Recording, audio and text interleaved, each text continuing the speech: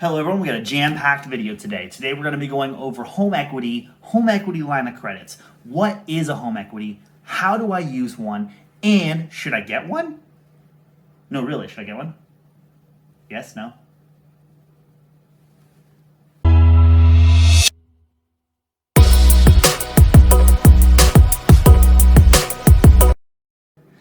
Hello, my name is Jeremiah, aka the GMBullfrog, and I am a retired certified professional sales consultant with General Motors, and I am currently a banking center manager with the longest standing financial institution in the state of Indiana. And as always, if you want up-to-date information on all the GM products, questions on how to better manage your finances, or any other information you may need to make an informed decision on your next purchase, please hit that subscribe button so you don't miss out on any of my latest content. So to start off our video, let's break down what the term home equity actually means. We'll define these two words separately to better understand the full concept, so we'll start off with the word home.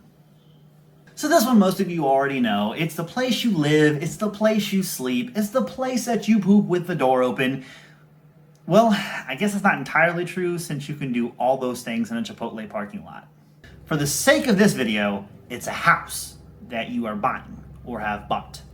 And the key word here is house. This can't be a van that you're living in while you tour the country, or a boat that you stay on the weekends because some creepy guy named Craig likes to film you swimming.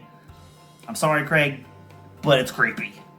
Basically, if it requires a motor to run, then it doesn't qualify for a home equity. All right, let's move on to the next word, which is equity. Come on, come on. You're a good little equity, aren't you? Okay, so equity is defined as the ownership of any asset after any liabilities associated with the asset are cleared. For example, you own a home that you bought for $100,000. You've lived in a home for a while, made some payments for several years, and now you only owe $60,000. The $40,000 difference in what you owe versus what the home is worth is called equity. And a question you may ask yourself is, can I use that equity to start my line of bikinis for mini horses? Yes, Craig. Yes, you can. Why do you have to be so creepy? I like minis. Well, anyway, that's where home equity and a home equity line of credit comes into play. Both of these products will allow you to borrow against your home, creating access to the unused value of the home, in which you will pay back to the lender over a period of time. Now, most lenders are going to have a cap of the amount of the value you can actually use versus how much is actually available.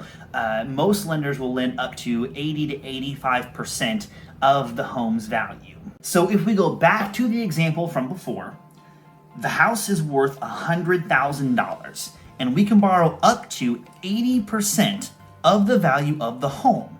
So we could borrow $80,000 assuming the home was paid for and clear of all liens. However, our example home still owes $60,000.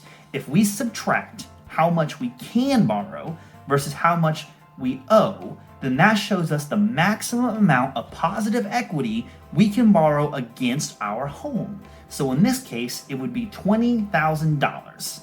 Now, if we were to do this, this would be considered a second mortgage. Your first lender or your first lien would be whoever you borrowed the money from for the initial purchase of the home.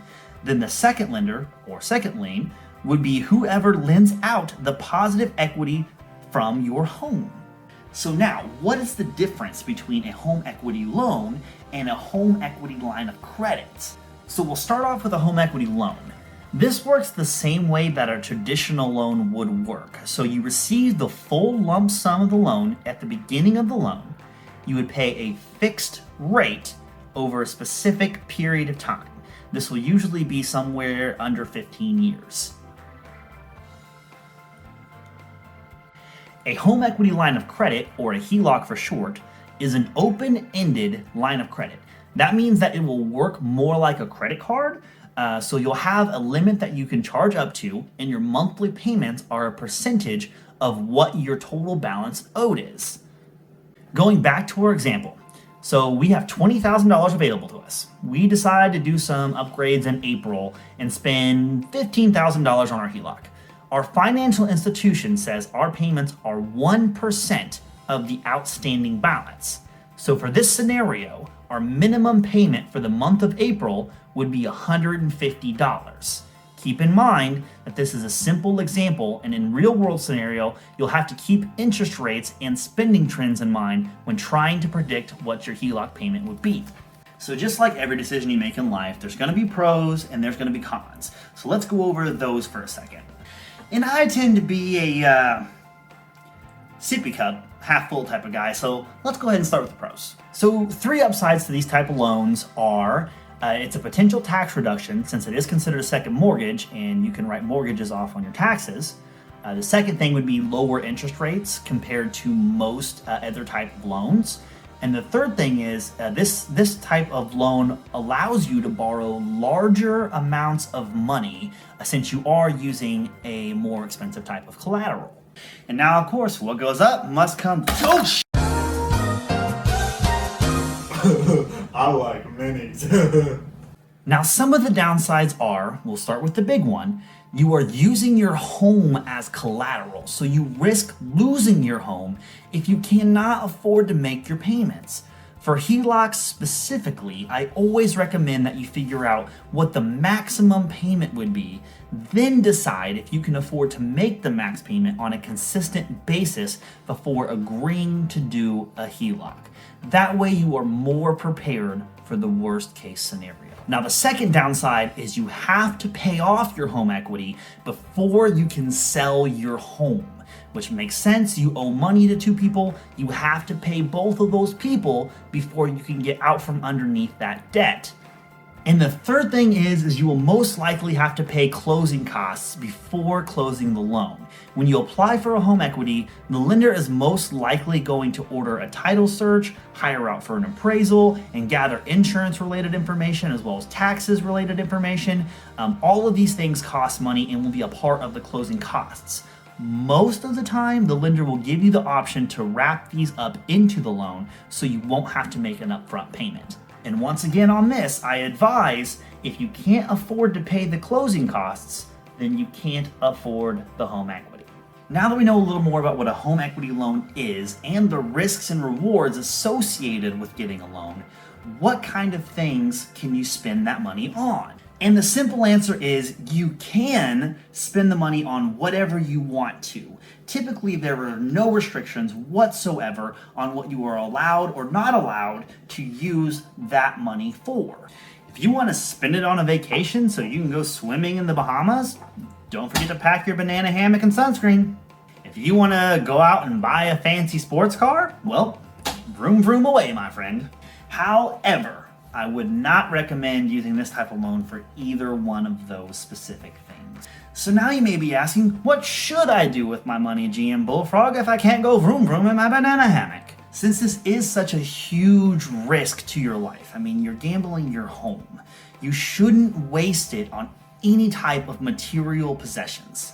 I would only recommend using these type of loans on something that's going to put you in a better financial position. This could include things like making improvements to your home that will in turn increase the value of your home. Maybe invest in some rental properties. Maybe you can use it as an initial startup to fund your own business. Or perhaps you can use it to consolidate some high interest debts that you already have.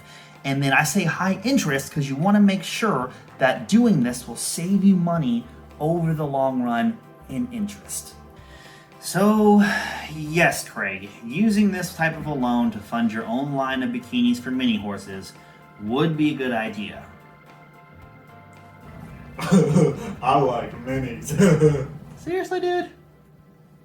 And that's all I got for you guys today. I hope you learned something from this video and that could potentially better your lives. I know there's a lot of silly nonsense in it just to kind of keep it lighthearted and fun, but there is a lot of really good information that you could use to help put yourself in a better financial future. And if you have any questions, comments, or concerns, please feel free to leave a comment down in the comment section below.